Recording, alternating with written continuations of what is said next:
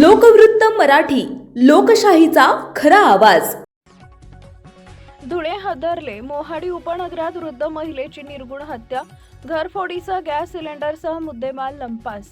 धुळे शहरातील मोहाडी उपनगरातील दंडेवाले बाबा नगर वाल्मिकी वसाहतीत राहणाऱ्या 70 ते 80 वर्षीय लीलाबाई हिरामन सूर्यवंशी यांची अज्ञात हल्लेखोरांनी निर्गुण हत्या केल्याची धक्कादायक घटना उघडकीस आली आहे। भीक मागून उदरनिर्वाह करणाऱ्या लीलाबाई घरात एकट्या असताना त्यांचं तोंड दाबून खून केल्याचा प्राथमिक संशय आहे। हत्येनंतर चोरट्यांनी घरातील गॅस सिलेंडर व इतर संसार उपयोगी साहित्य लंपास केले। घटनेची माहिती मिळताच जिल्हा पोलीस अधीक्षक श्रीकांत धिवरे यांच्यासह वरिष्ठ अधिकाऱ्यांनी घटनास्थळी भेट देत पाहणी केली।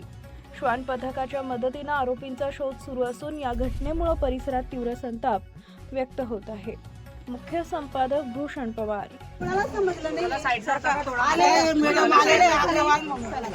7 वर्षापासून एक बी पाय नाही ठेवलेला आणि आज काय आले सुरक्षित नाही, आमच्या आया सुरक्षित नाही, आमच्या आज्या सुरक्षित नाही इथे महाराष्ट्रात। एवढ्या भर चौकातली बाईसोबत असं व्हावं, खरंच लाज वाटते मला।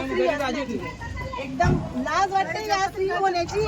अशा सरकाराचा